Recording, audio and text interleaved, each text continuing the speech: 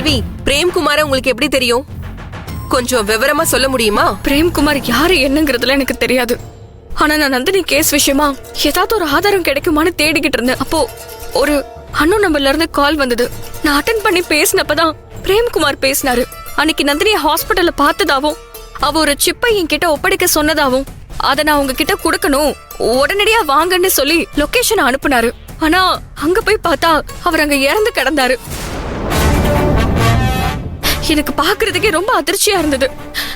அதோட வேலுவை காப்பாத்த எனக்கு கிடைச்ச ஆதாரம் எல்லாம் தோத்து போனப்ப நான் ரொம்ப மனசு வேதனை அடைஞ்சு கோவில்ல போய் உட்கார்ந்துகிட்டு இருந்தேன். அப்பதான் எனக்கு ஒரு உண்மை தெரிஞ்சது.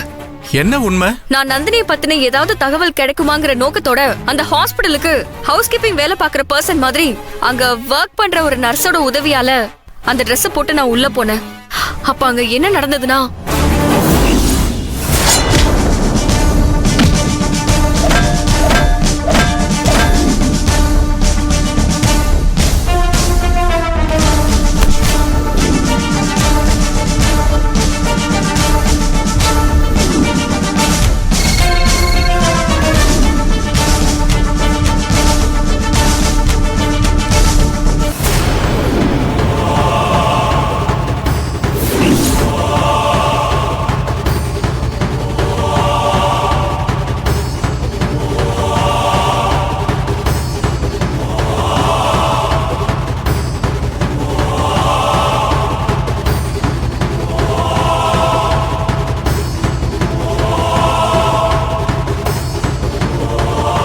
பிரேம்குமார் மூலமாதான் நந்தினிய பத்தின எல்லா ஆதாரமும் எனக்கு கிடைச்சது.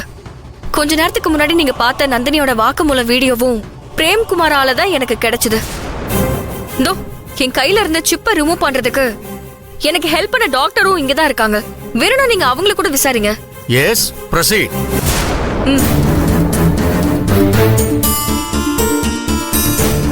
இவங்க கையில ஏதோ சிப்பு வச்சதாவும் அதை நீங்க தான் ரிமூவ் பண்ணதாவும் சொல்றாங்களே, அது உண்மையா? ஆமா, நான் தான் செல்விக்கு ஆபரேட் பண்ணி அந்த சிப்பை ரிமூவ் பண்ணேன். அதுக்கான மெடிக்கல் ரிப்போர்ட்.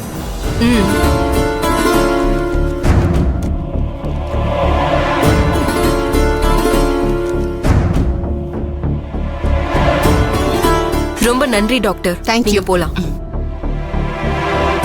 அதே மாதிரி நந்தினியோட செல்போனை ஹாஸ்பிட்டலோட குப்பை தொட்டில இருந்து கண்டுபிடிச்சது அதே ஹாஸ்பிட்டல்ல வேலை செய்யற ஹவுஸ் கீப்பிங் முருகேசன் தான்.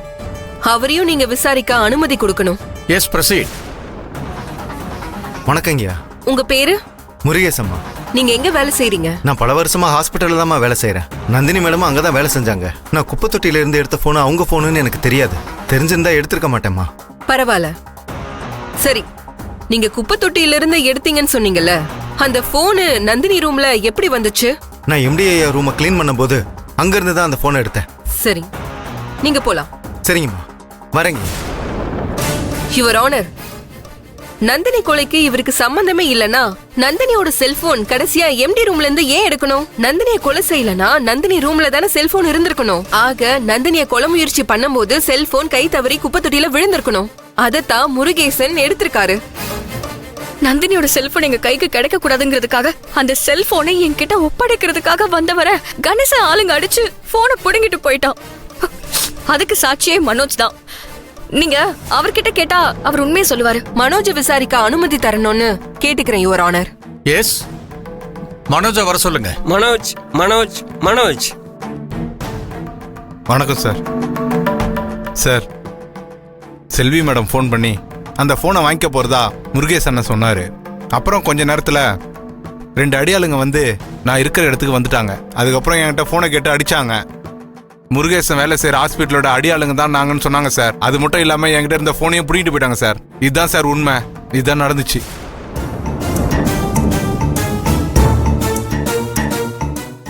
ஓகே, நீங்க போலாம். சரிங்க மேடம், வரங்க ஐயா.